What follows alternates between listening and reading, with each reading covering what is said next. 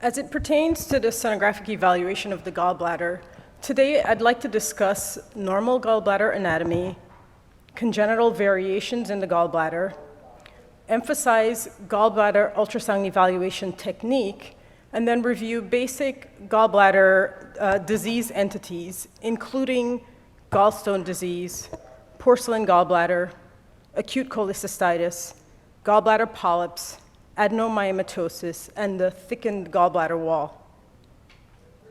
Now, the gallbladder is a long oval organ that's positioned inferior to the liver and just immediately adjacent to the interlobar fissure. Now, this fissure is a useful anatomic landmark when trying to identify the gallbladder. The fissure is located immediately inferior to the gallbladder, and the gallbladder separates the liver. It's a useful landmark to separate the liver into the right and left junction. In trying to identify the fissure, it's important to scan transverse images through the gallbladder to identify the ligamentum teres. When this is identified, you can look for a linear echogenic line just to the left of the ligamentum teres, and this delineates the interlobar fissure. Now, once this is identified, if you scan slightly inferior to this line, then it should lead you right into the gallbladder, as demonstrated in this patient with a decompressed gallbladder, interlobar fissure, and ligamentum teres. On a longitudinal view, the interlobar fissure connects the gallbladder to the right portal vein, and it's delineated by this linear echogenic line. 70% of scans, you will see the interlobar fissure. The upper limit for the normal gallbladder is 4 centimeters in transverse or short axis. It's important to note that the transverse or short axis dimension is the most important measurement when assessing gallbladder size. The gallbladder length can be quite variable, but in most instances, the upper limit of normal is 10 centimeters. The normal gallbladder wall is typically less than 3 millimeters. When a gallbladder is contracted, the echogenic mucosa and the hypoechoic muscularis become more apparent, and visually the gallbladder may appear thickened. However, when measured, it is usually less than 3 millimeters. There are quite a few congenital variations with the gallbladder. More commonly, we see variations in the shape of the gallbladder, and this includes folds in the gallbladder, junctional folds or Phrygian cap, septations. In addition, we can see congenital variations in the location of the gallbladder, including intrahepatic gallbladder or ectopically placed gallbladder, and we can see other anomalies like duplication of the gallbladder or agenesis of the gallbladder. When folds occur near the gallbladder neck, they're referred to as junctional folds. And oftentimes we see multiple junctional folds near the gallbladder neck. When gallbladder folds occur near the fundus of the gallbladder, they're referred to as Phrygian caps. The gallbladder folds are composed of 2 walls, they're thickened, and they change the outer contour of the gallbladder. Now, unlike folds, septations are rare, they appear thinner, and there's no indentation along the outer contour of the gallbladder. Septations separate the gallbladder into segments that can communicate through small pores. Illustrated, longitudinal and transverse images of a gallbladder containing multiple septations. Now, this is a patient with cirrhosis, and on this initial image, you see that there's fluid anterior to this atrophic and nodular liver.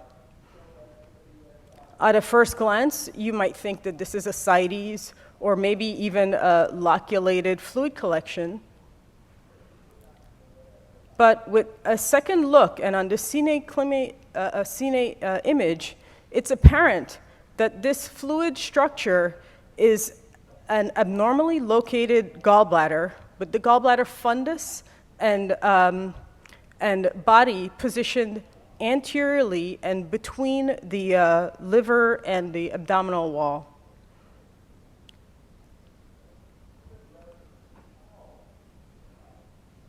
Other anomalies that we can see with the gallbladder include a duplication of the gallbladder. This is an extremely rare anomaly, and in this patient, we see that there is complete duplication of the gallbladder with two structures immediately adjacent to each other on longitudinal and transverse views. This is a patient with a partial duplication of the gallbladder, and here we see two separate fundal segments. To my left, the ultrasound image showing the two separate fundal segments, and the correlated CT image showing the same. Now, technique is very important when we evaluate the gallbladder.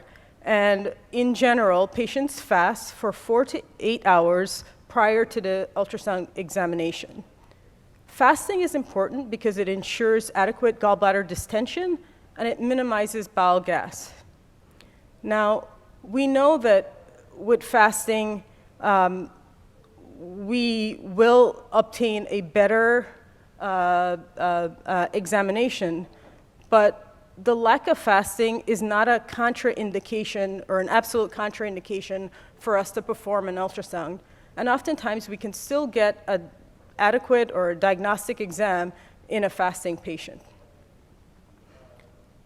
When we start the gallbladder evaluation, oftentimes we start with a 3 to 5 megahertz sector transducer, and we scan the patient from both subcostal and intercostal approaches. When we scan from a subcostal approach, the probe is positioned midline, under the costal cartilage, and dragged to the right side. When we're imaging from a subcostal approach, it's important to remember to have the patient inspire, because deep inspiration improves our visualization of the gallbladder. I cannot stress how important multiple views are. Oftentimes when we evaluate the gallbladder, one view will display a pathology or a particular artifact, and it's important to have multiple views in order to distinguish these entities. In addition, it's important to position the patient in multiple positions, including supine, left lateral decubitus, left posterior oblique, and upright positions, because the positioning allows us to determine mobility of stones and sludge, and it also allows us to determine non-mobility of polyps and tumors. While we must evaluate the entire gallbladder whenever we do a gallbladder ultrasound, it's really important for us to evaluate the neck in every single case, because stones can be missed if the entire neck is not visualized. I'll show you some examples of the importance of multiple views with technique. This image illustrates low-level internal echoes within the gallbladder lumen from reverberation artifact, which we oftentimes see when patients are scanned from a subcostal view. A few moments later, scanning from a more lateral and superior approach, in which the liver is used as an acoustic window, we eliminate that reverberation artifact. It's important to visualize the gallbladder neck. So on these images, longitudinal images of the gallbladder in patients presenting with right upper quadrant pain, there's an apparent stone-free lumen within the gallbladder. However, further interrogation of the gallbladder near the neck shows a stone with posterior acoustic shadowing. Here's a different patient who presented to the emergency room with right upper quadrant pain, And this patient had gallstones that were visualizing the gallbladder neck and a positive sonographic Murphy sign. Our sonographer was puzzled regarding the Murphy sign with the comment that we see stones and they're all moving. However, a closer evaluation of this patient shows that there were multiple stones, and I'm not showing you all of them, lodged within the gallbladder neck, in the folds within the neck, and these were not mobile in this patient. It's important to evaluate the gallbladder neck. Here's another patient with right upper quadrant pain, and on a longitudinal view of the gallbladder, we see that maybe there's a stone in the gallbladder neck, but further interrogation of this area then allows us to visualize the stone better with posterior acoustic shadowing. To my left is an image of the gallbladder neck, a normal gallbladder neck, and I like to say that you should look for those junctional folds and look for the normal curves that you see in the gallbladder neck as it enters into the cystic duct and then to the common bile duct. If the images submitted to me and all of the images of my longitudinal images of my gallbladder look like this, to which I like to use the analogy, it looks like a teardrop, or if all of the images of the gallbladder neck have a rounded appearance and I never see those twist and turn, then that's my indication that I'm not seeing the gallbladder neck well and we need to do a little bit more interrogation of the neck. Gallstone disease. Stones are present in 10% of the population. 75% are cholesterol and 25% are pigment stones. The majority of patients with gallstones are silent, up to 80%, and they become symptomatic at a rate of 2% per year. Symptoms rarely develop after an asymptomatic period of 10 to 15 years. Gallstones are mobile, echogenic, intraluminal structures that shadow. Shadowing from stones occur because of sound beam absorption by the stone, and shadowing of gallstones is based on the size of the gallbladder, not calcification or the composition of the gallstone. It's common that very small stones that are 3 millimeters or smaller, may not show shadowing. Here is a just spectrum of the ways gallstones can appear, different size and appearances. Echogenic luminal structures that shadow. Now, it's important for us to distinguish stones from other intraluminal pathology. And in order to do that, we have to understand some of the technical parameters that show shadowing. One such parameter is the transducer frequency. Sound is absorbed at higher frequencies, and if we want to illustrate shadowing, one of the things that we can do is just increase our transducer frequency, and that can allow a small stone that's non-shadowing to show shadowing. The other thing that we can do if we want to show shadowing is set our focal zone at the depth of the gallstone. The focal zone is narrowest, at the level of the gallstone when set, and there is increased power and absorption at that level. And as a consequence, we can transform a stone that's not shadowing into a shadowing stone. Because small stones may not show shadowing, if a patient has multiple small stones, we can position the patient so that those small stones are clumped together, and as a larger conglomerate, we can show shadowing. The other thing that we can do is to deactivate real-time compounding. Real-time compounding is a method that's used on many modern scanners in order to improve the image quality for the ultrasound images. However, it results in decreased shadowing. And because real-time compounding is on many times when we scan, if we just turn it off, it's another way for us to show shadowing.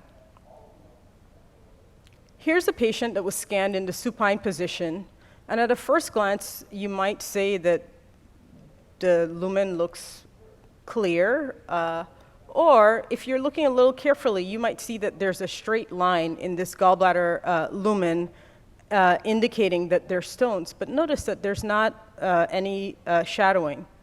The same patient turned in a left lateral decubitus position, we see those stones clumped together, and now we can see clear posterior acoustic shadowing.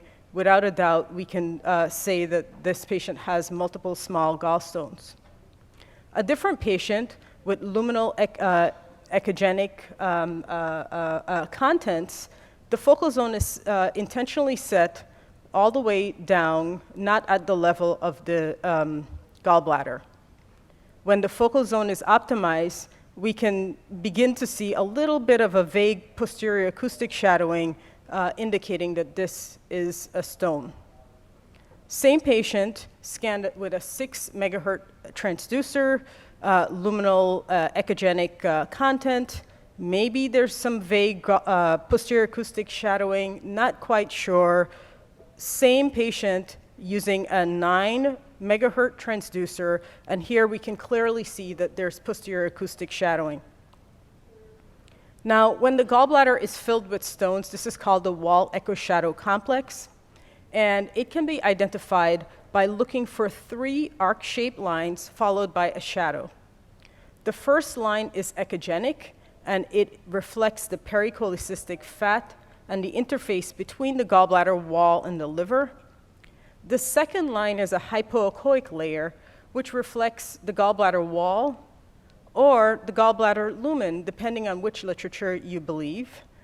And then the third line is an echogenic line, which reflects the stone, and all of this is followed by a shadow.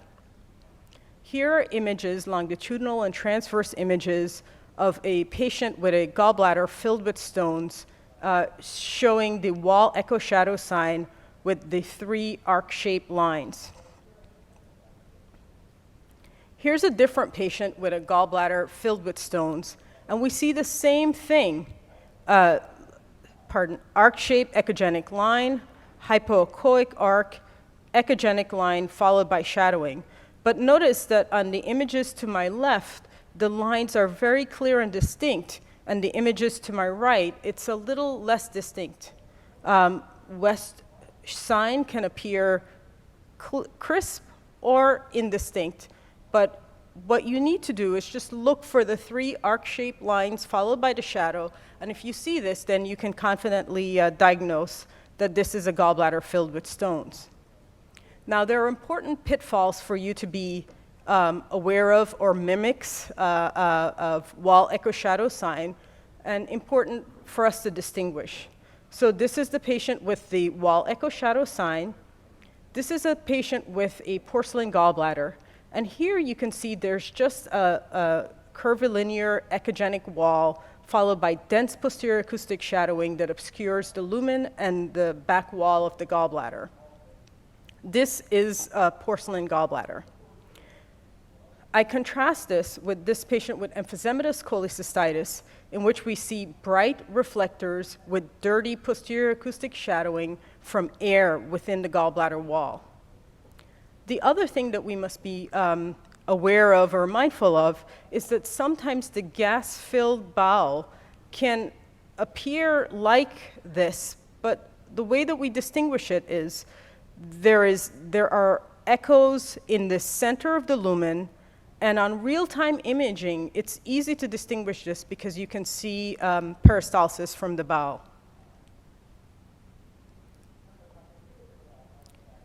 Porcelain gallbladder occurs in females greater than men at the 6th decade of life. It's associated with gallbladder inflammation, and in the majority of cases have gallstone. Historically, there's been an increased risk of gallbladder cancers, with estimates ranging from 12 to 61%. However, the rate of cancer is significantly lower than previous estimates. And the incidence of cancer has been shown to depend on the pattern of the gallbladder wall calcification, on pathologic studies, with selective mucosal calcification having a risk of 7% of cancer, and diffuse intramural calcification showing no risk of cancer. This is a patient with a porcelain gallbladder. Here we can see the echogenic wall from the calcified wall, but here the sound beam does penetrate the gallbladder, so we can see the back wall of the gallbladder. In addition, we can see the stone within the gallbladder. At the bottom is a different patient with a porcelain gallbladder, and here we see the dense dense wall with posterior acoustic shadowing obscuring the lumen and the back wall of the gallbladder. Gallbladder sludge, we commonly encounter it in pregnancy, in our inpatients in the ICU, patients on TPN, bone marrow transplant patients. The natural history for sludge is that 50% resolve spontaneously, 20% persist asymptomatically, 5 to 15% develop gallstones, and 10 to 15% become symptomatic.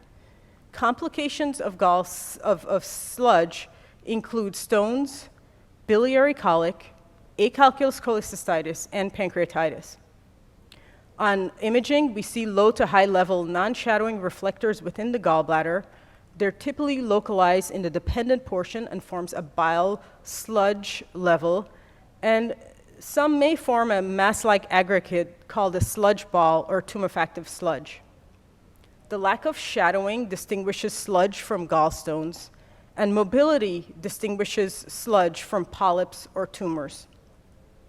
So here, a spectrum of appearances of sludge in the gallbladder with high and low echoes, fluid sludge bile levels.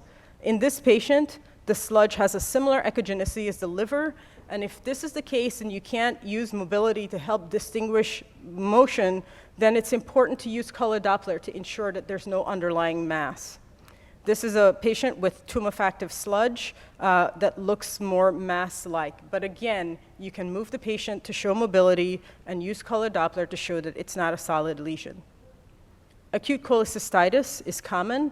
We see it in 5% of patients presenting to the ER with abdominal pain. It's caused by gallstones in greater than 90% of patients, and impaction of stones in the cystic duct or gallbladder neck is the primary cause of acute cholecystitis. What happens? The stone is impacted, the neck gets obstructed, the gallbladder lumen distends, the patient develops ischemia, secondary superinfection, and ultimately it can lead to necrosis of the gallbladder. On ultrasound, the gallbladder wall is thick, the lumen is distended, we see stones, we see an impacted stone in the gallbladder neck or cystic duct. The patient may have pericholecystic fluid and a positive sonographic Murphy sign or maximal pain over the gallbladder. A spectrum of patients with pathologically proven acute cholecystitis. Gallbladder polyps are quite common, and the majority of polyps are benign. Cholesterol polyps make up 50 to 60% of polyps. Inflammatory polyps, 5 to 10%.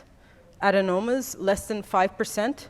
And focal adenomyomatosis, gallbladder cancer, and METs, even smaller percentage of polyps. Now, the typical gallbladder polyp or polypoid lesion in the gallbladder appears as a non-mobile, non-shadowing ball on the wall, and I show different patients with gallbladder polyps.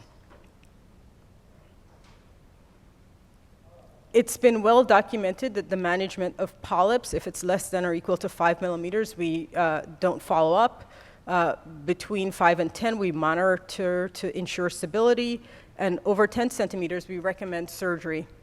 However, Corwin looked at 346 patients with gallbladder polyps following patients for up to 11 and a half years on ultrasound, and they found no cases of gallbladder malignancy identified in these patients that we followed.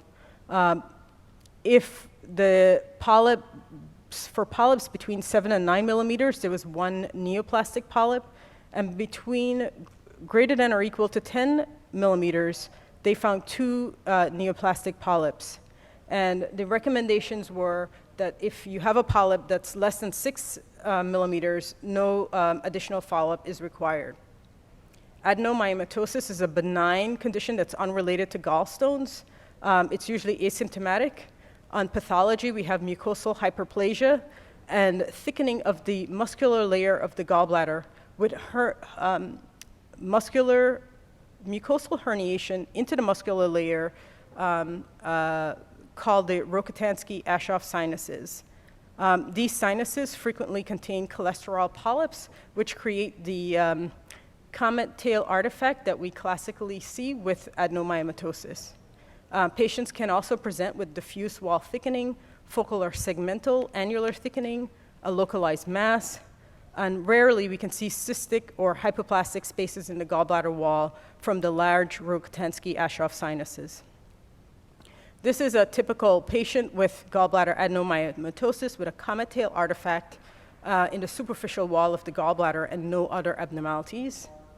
We distinguish the comet tail artifact from gas.